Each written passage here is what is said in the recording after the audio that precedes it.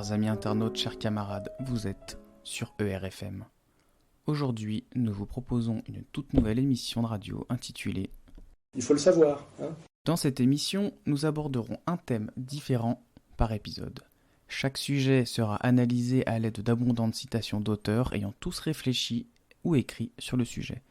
Cette émission se donne pour but de vous donner le goût d'aller aux sources, de chercher par vous-même et de vous donner l'envie de lire.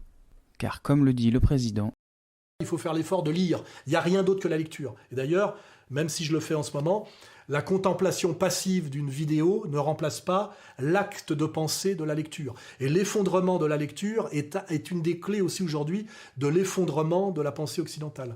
Et tout ça, à cause de quoi ? De la prolifération des écrans. Voilà.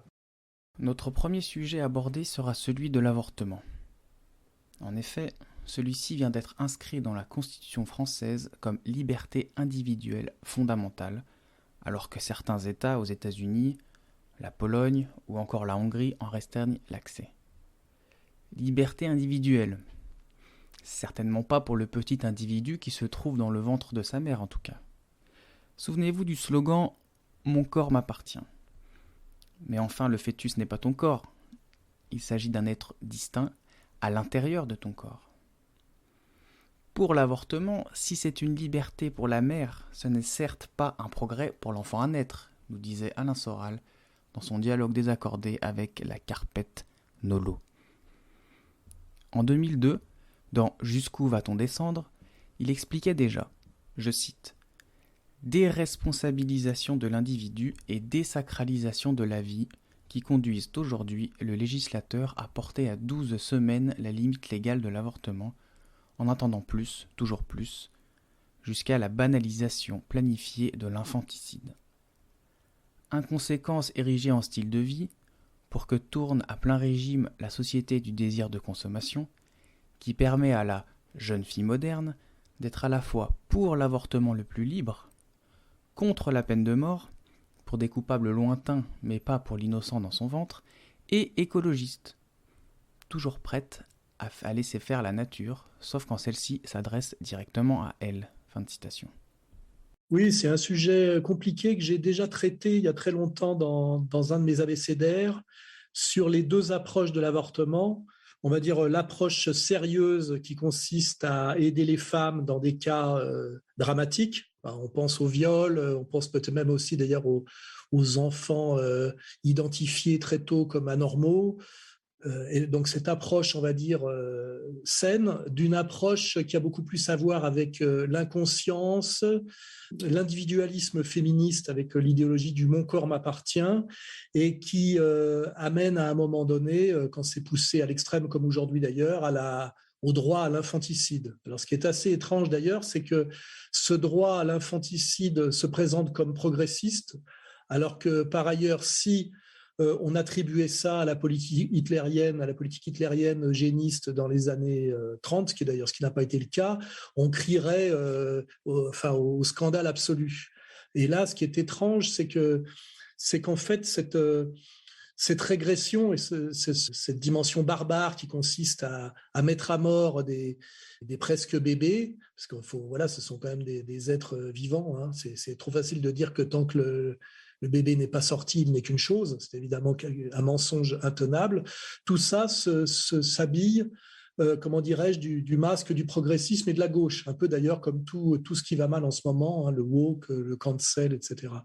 Et donc, la position de R, qui est la mienne, c'est qu'il faut pouvoir que les femmes, dans des cas extrêmes, puissent avorter. Donc là, on n'est pas sur la ligne stricte de l'Église.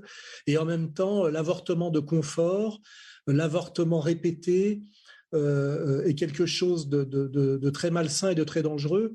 Et surtout, derrière, il y a cette idéologie très dangereuse de l'individualisme intégral qui, d'ailleurs, participe de la guerre des sexes féministes et qui refuse de comprendre que toute l'humanité provient d'une coopération absolument nécessaire, indispensable de l'homme et de la femme, et que ce qui est à l'origine de l'enfantement, c'est le couple.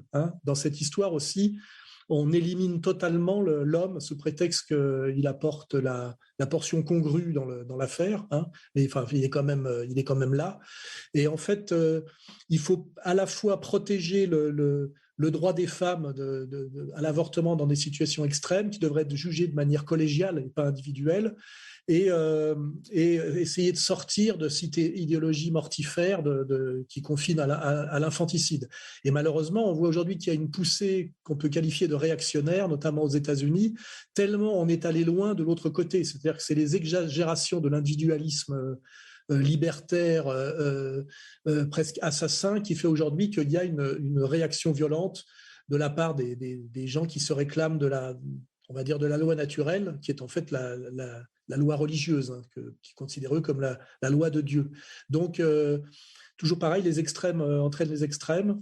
Et je pense que tout ça demande un travail profond d'éducation et de rééducation. Et je le dis, hein, de sortir de cet individualisme féministe haineux basé sur la guerre des sexes, et pour qui l'enfant est à la fois un caprice, un enjeu, un privilège, ce qui met l'humanité dans une situation grave pour son avenir, puisque, je le répète, si on ne part pas du principe que l'origine de l'homme et du monde, c'est le couple et non pas la guerre des sexes, et si on ne rappelle pas à la femme qu'elle est médiatrice dans la génération des populations, et avec tout ce que ça implique de sérieux, on va vers quelque chose de très grave, dans lequel on est d'ailleurs aujourd'hui pratiquement, puisque aujourd'hui la loi même prescrit l'avortement jusqu'à la naissance pour cause de troubles psychologiques de la mère, ce qui veut dire en fait légalisation de l'infanticide. Ça va tellement loin dans ce sens-là qu'il est évident que la réaction opposée se comprend, et que même il va falloir à un moment donné revenir à ce qu'on appelle la raison, hein, la raison et le sérieux sur ce sujet. Et voilà, et ma position, je vous dis, elle est la même qu'il y a 20 ans. C'est non à l'avortement de confort, à l'avortement répété, à l'avortement issu du féminisme individualiste de mon corps m'appartient, mais oui à l'avortement pour aider les femmes dans des situations gravissimes, de viol, de malformations gravissimes, etc., etc. Voilà. Donc c'est une position qui n'est ni religieuse ni libertaire, mais qui essaie d'être médiane et raisonnable. Que peut-on rajouter après tout cela? Pour ceux qui ont du mal à croire que l'on puisse avorter en France, à 9 mois, vous pouvez vous rapporter à l'article de Valeurs Actuelles publié le 2 août 2020 intitulé Loi bioéthique, l'avortement désormais autorisé pour détresse psychosociale jusqu'au terme de la grossesse. Imaginez qu'on peut aller jusqu'aux 9 mois moins quelques jours, c'est-à-dire imaginez que on va accoucher dans les jours à venir, et puis on se dit détresse psychosociale, enlevez-moi cet enfant. Je trouve ça terrible. Mais je trouve ça terrible d'imaginer des enfants qui naissent à 7 mois et qui sont viables. Donc on voit bien qu'à 7 mois, un enfant peut continuer à vivre dans une couveuse, puis disposer ensuite d'une vie tout à fait normale. Donc on tue des enfants, cette fois-ci. C'est-à-dire qu'on n'arrête pas le processus embryonnaire. Là, pour le coup, on arrête une vie et on tue un enfant. On tue un enfant. Pour des raisons psychosociales, nous dit-on. Mais qu'est-ce qu'une raison psychosociale? Je dis, une raison psychosociale, c'est j'ai perdu mon travail, ou j'ai été dégradé dans mon travail et je vais gagner moins d'argent. Je vais devoir déménager. Mon petit copain ne m'aime plus, il est parti. Ou mon petit copain, c'est moi qui ne l'aime plus, j'ai plus envie finalement. J'avais envie de faire un enfant, mais finalement j'ai plus envie. Caprice personnel. Ça m'angoisse, je ne sais pas si je vais pouvoir être une bonne mère, etc., etc. Psychosocial, à chaque fois on dit, voilà, il y a du psychosocial, j'en veux plus. Et on dit, eh bien, aucun problème, on va vous le détruire. Eh bien, j'imagine qu'il faudrait faire ça une fois et montrer ce que c'est que sortir un enfant de 9 mois du ventre de sa mère et le tuer. Et montrer la chose, c'est-à-dire montrer le médecin qui prend la piqûre, qui fait l'injection, et puis l'enfant qui s'arrête de vivre, et puis qui meurt, et puis l'enfant qu'on fait quoi après? On met à la poubelle. Après tout, si c'est une si petite chose, on met à la poubelle. Que fait-on de l'enfant de 9 mois moins quelques jours qu'on aura tué, qu'on aura délibérément tué? J'aimerais bien qu'on fasse un petit reportage là-dessus, qu'on montre un peu pour que les gens conçoivent ce que ça peut signifier, une détresse psychosociale qui permet d'en finir avec un enfant viable. Avec un enfant viable. Il s'agit d'un meurtre, il s'agit d'un infanticide. Faisons un peu d'histoire. Les grands procès, publiés en 1995, nous brossent l'histoire de la législation sur l'avortement. Je cite.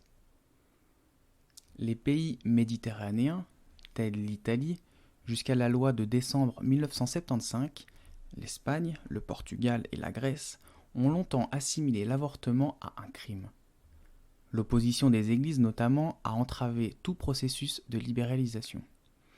L'Irlande connaît une situation comparable.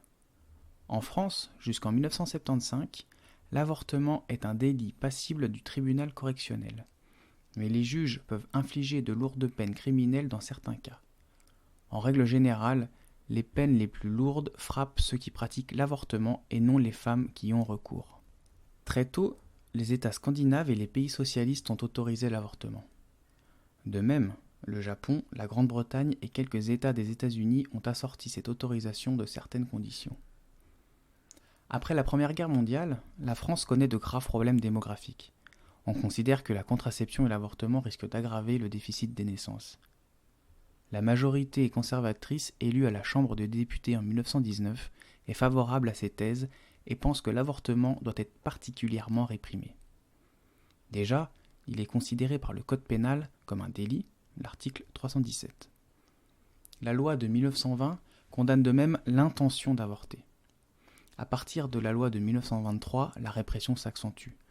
L'avortement devient un délit correctionnel et on espère plus de sévérité de la part des magistrats professionnels. Sous le régime de Vichy, elle s'accroît encore. La loi du 15 février 1942 est très sévère. Les avorteurs y sont qualifiés d'individus dangereux pour la société. Pratiquer l'avortement est assimilé à un crime d'État relevant d'un tribunal d'exception. Les professionnels de l'avortement, médecins, sages-femmes ou avorteurs occasionnels, risquent donc la peine de mort. La délation est encouragée. Près de 4000 condamnations diverses sont prononcées contre les avorteurs et leurs complices entre 1942 et 1944, dont des peines lourdes de travaux forcés. Fin de citation.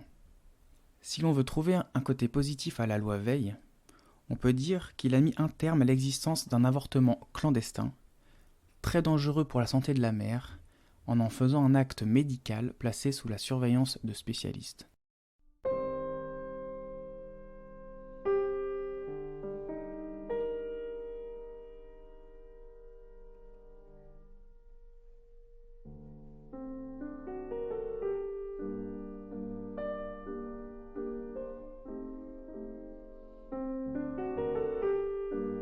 Voici un rappel utile tiré du livre de Vincent Renoir, qu'on salue au passage depuis sa prison, « Ne pas se tromper d'ennemi ».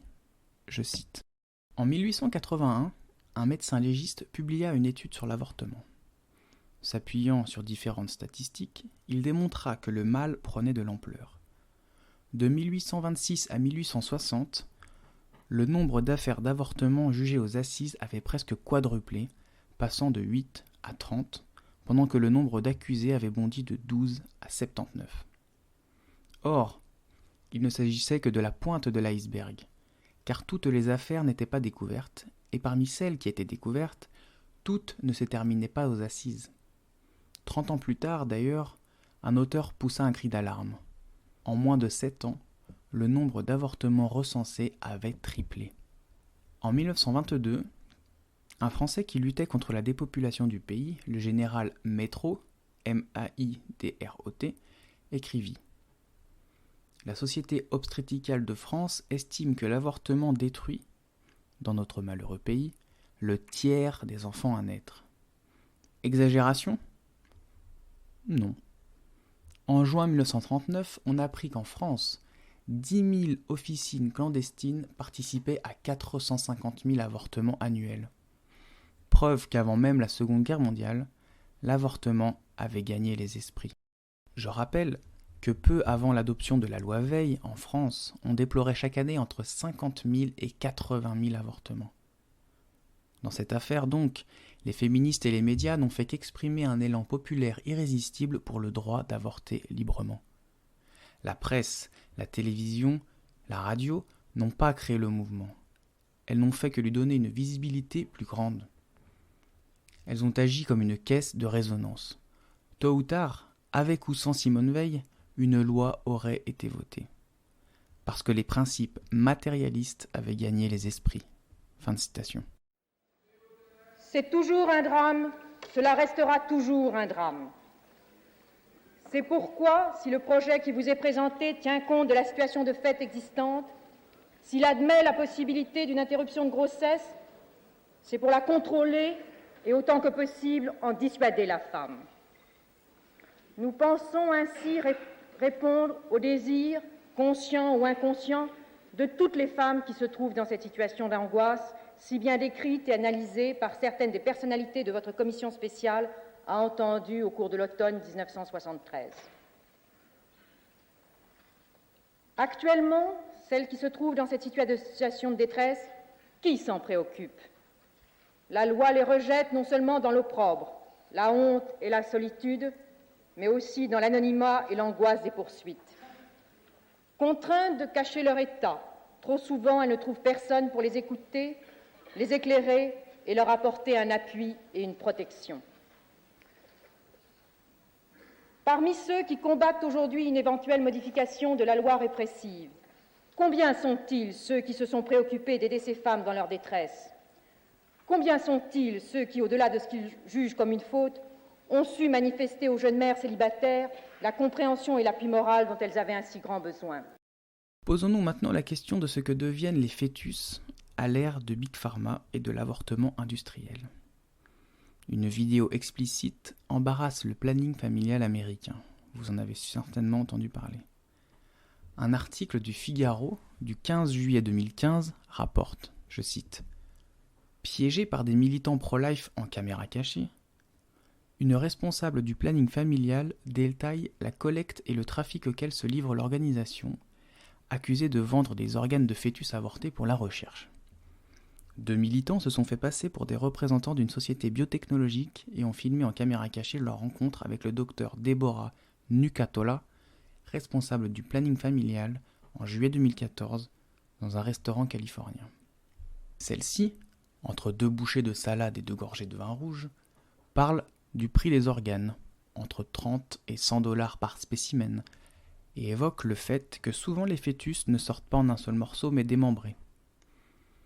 Nous sommes devenus très bons pour attraper les cœurs, les poumons, les foies, parce que nous savons et nous essayons de ne pas écraser ces parties du corps, détaille sordidement la praticienne, et de relater par le menu la manière la plus efficace de retirer les organes d'un fœtus intact lors d'un avortement. Beaucoup de gens veulent des cœurs. Hier, on m'a demandé des poumons. Certains d'entre eux veulent des extrémités. Ça, c'est facile. Je ne sais pas ce qu'ils en font, je suppose, qu'ils veulent du muscle, explique-t-elle. Fin de citation. Jérôme Bourbon, dans son éditorial pour le journal Rivarol numéro 3543, nous ouvre les yeux. Je cite. Quant à l'acronyme IVG, il entend cacher la réalité d'un avortement chirurgical qui n'est rien d'autre qu'une boucherie.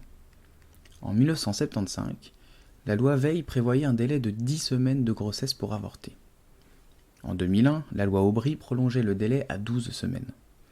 Et depuis le 3 mars 2002, la France permet donc l'élimination des fœtus jusqu'à la fin de la 14e semaine, ce qui contraint, de l'aveu même du professeur Israël Nizan, pourtant peu connu pour son opposition de principe à l'avortement, qui consiste donc à écraser la tête du bébé pour le tuer. Car la grossesse étant à un stade avancé, l'aspiration de ce que certains appellent pudiquement le contenu de l'utérus ne peut se réaliser que si la tête du bébé, qui a déjà des bras et des jambes, fait pour être porté, choyé, étreint, embrassé, bercé, caressé, et un cœur qui bat, et qui ne demande qu'à aimer et à être aimé, a préalablement été broyé, déchiqueté, massacré, écrasé. Sa tête étant trop grosse pour être aspirée, comme on aspire de la poussière ou des détritus avec un aspirateur, il faut donc au préalable l'écraser. Voilà ce qu'ils appellent un droit fondamental, une conquête inaliénable, un progrès irréversible, un droit des femmes imprescriptible. Comme si le rôle d'une mère était de tuer le fruit de ses entrailles. Peut-on imaginer crime plus affreux, plus inexpiable? Fin de citation. C'est sacré! C'est sacré! C'est sacré!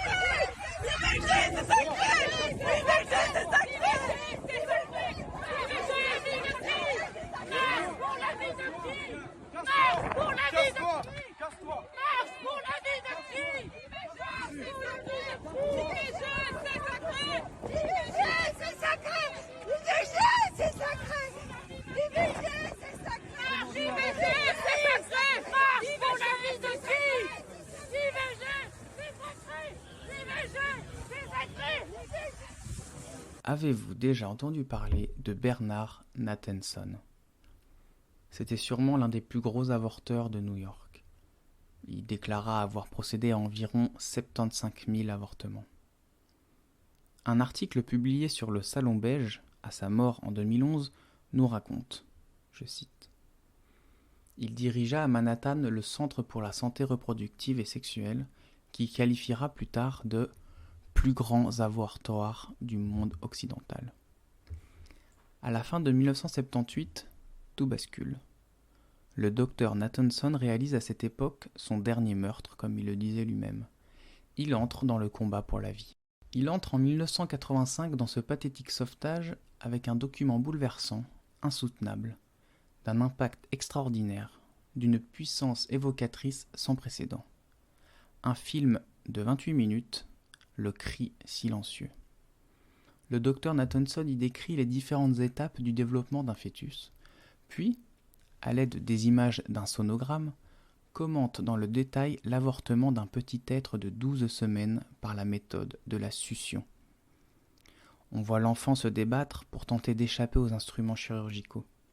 On voit l'enfant, dans un réflexe de désespoir, ouvrir la bouche pour crier. Un cri que personne n'entendra, mais qui est raisonnable dans les consciences pour les interpeller lorsque le film fut montré dans les pays où le militantisme pro-vie était suffisamment structuré. En 1996, nouvelle étape dans la vie du docteur Nathanson. Lui, le juif athée, comme il se définissait, reçoit à la cathédrale Saint-Patrick de Manhattan le baptême de l'Église catholique des mains du cardinal John O'Connor. Fin de citation. Je vous invite sincèrement à visionner ou à faire visionner à vos proches le film Unplane.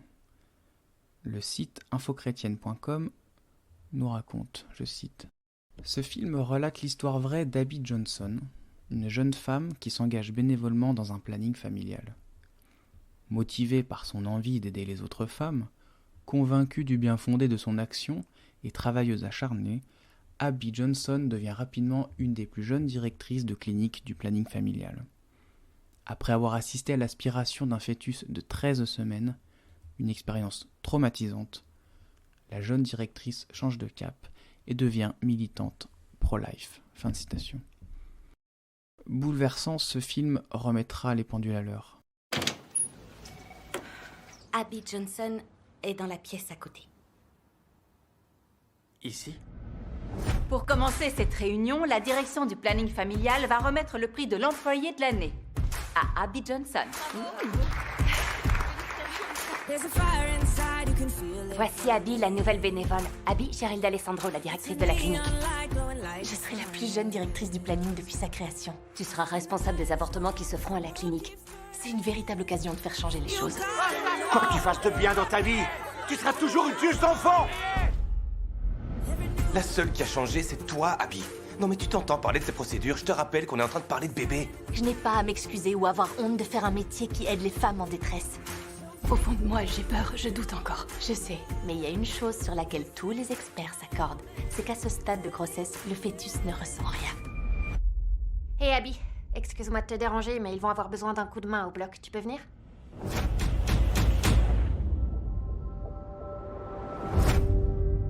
Je l'ai vu. C'était comme s'il se tordait et se battait pour survivre. Disons quelques mots sur le docteur Xavier Dor, par la plume de Jérôme Bourbon, dans le numéro 3419 du journal Rivarol. Je cite. « Comme pour le professeur Forisson, contre lequel on édicta en 1990 une législation d'exception, la loi Guesso, pénalisant le révisionnisme historique, le Parlement vota en janvier 1993 contre le docteur Dor une législation également très spéciale, le délit d'entrave à l'IVG, la loi Neuwirth, destinée à combattre les prétendus commandos anti-IVG de Xavier Dor et de ses amis. Le docteur Dor avait compris que lorsque l'on défend une cause sacrée, il faut être capable de tout perdre pour la servir. Sa réputation, sa santé, sa vie, sa liberté ne reculaient devant aucun sacrifice, aucune difficulté, aucune brimade, aucune persécution. Ce héros des temps modernes, humble et discret, d'une impressionnante bonté, d'une gentillesse émouvante, a été condamné 11 fois par les tribunaux de la République. Il a été ruiné devant payer des dizaines de milliers d'euros d'amende et de dommages et intérêts pour avoir seulement prié devant les avortoirs, récité le rosaire, avoir donné à une femme cherchant à avorter une paire de chaussons de nourrisson. Une avocate des parties civiles cherchant à le faire embastiller avait osé tempêter à l'un de ses multiples procès contre l'insupportable violence des chaussons. Il a même été emprisonné pour avoir défendu jusqu'au bout de ses forces le droit à la vie, les intrus du Vatican lui ayant refusé en décembre 1997 l'asile politique qu'il avait demandé. Fin de citation. À Paris, dans un climat extrêmement tendu, les défenseurs du droit à l'avortement se sont opposés aux militants d'un colloque international qui réunissait les mouvements très actifs pour la défense de la vie. Les forces de police ont dû barrer l'accès au palais de la Mutualité. Elisabeth Esley, Laetitia Legendre. La vedette, aujourd'hui, c'était lui, le docteur Xavier Dor, leader des mouvements anti-avortement. 1,5 million d'avortements chaque année. Après avoir dédicacé sa dernière œuvre, il est ovationné par des centaines de militants venus du monde entier. Sympathisants de mouvements d'extrême droite et catholiques convaincus, ils sont là pour remobiliser les troupes. Au même moment, 2 contre-manifestations. L'une juste devant la Mutualité où se tient le colloque. Elle rassemble entre autres féministes et anarchistes. L'autre à la Sorbonne réunit défenseurs des droits de l'homme et personnalités du monde médical et politique. Notre corps nous appartient. Le corps des femmes appartient d'abord aux femmes, avant qu'il appartienne à quiconque, à des églises, à des partis politiques ou à des factions sociales, voire professionnelles. Terminons cet épisode avec une interrogation émise par Yann Moncomble dans son livre « L'irrésistible expansion du mondialisme » publié en 1981. Pour rappel, Yann Moncomble fut un des proches d'Henri Coston et est le fondateur de la maison d'édition Faits et Documents. Le regretté Emmanuel Ratier reprendra la suite à son décès en 1990 et écrira en 1996 la lettre d'information confidentielle que vous connaissez tous. Écoutons-le, je cite. Or, et encore par un de ces hasards miraculeux, on retrouve le père de la bombe H soviétique, Andrei Sakharov, parmi les 120 personnalités qui lancèrent en septembre 1973 le manifeste humaniste. Mais où les choses deviennent beaucoup plus intéressantes, c'est lorsque l'on apprend que l'un des principaux rédacteurs et membres de ce manifeste n'est autre que le grand rabbin de France, Jacob Kaplan. Intéressante, pourquoi ? Parce que le programme de ces humanistes n'est ni plus ni moins que de reconnaître le droit au contrôle des naissances, à l'avortement et au divorce. Intéressant parce qu'en novembre 1974, un an après le manifeste, le grand rabbinat de France, sous la haute autorité du rabbin Kaplan, déclarait « Formé à l'image de Dieu, l'homme possède par là même un caractère sacré, inviolable. C'est pourquoi le meurtre d'un innocent constitue l'un des 3 interdits qui ne peuvent être violés en aucun cas, même pas pour sauver sa propre vie. Dans la hiérarchie des valeurs, immédiatement après la personne humaine, vient le respect du fœtus, qui est une vie humaine en formation, mais non pas encore une personne selon le judaïsme. Celui-ci considère donc l'avortement comme un crime, sauf si l'embryon ou le fœtus compromet gravement la santé de la mère, et à plus forte raison, s'il met ses jours en danger. Comment cela se fait-il que le grand rabbin Jacob Kaplan approuve 2 textes d'idées diamétralement opposés ? Fin de citation. Non mais je vous dis la vérité parce que... Chers auditeurs, vous êtes sur ERFM. Je suis Arthur Sapodia et je vous remercie de m'avoir écouté. À très bientôt. S'ils l'ont, c'est par plaisir qu'elles l'ont. Là, il n'y a pas de raison qu'elles veulent le supprimer après. Elles ont pris du plaisir pour l'avoir. Alors pourquoi qu'elles veulent le supprimer? C'est quand même être vivant après tout. Si ça vous arrivait à vous, qu'est-ce que vous feriez? Je le garderai. Je prends les risques. Après tout, c'est un enfant malgré tout. Hein. Ça, ils l'ont eu, ils sont contents de l'avoir eu, ils ont pris du plaisir en l'ayant. Pour moi, c'est honteux celles qui veulent se faire avorter. Vous pensez que le plaisir se paie? Eh bien, exactement. Il faut le savoir. Hein.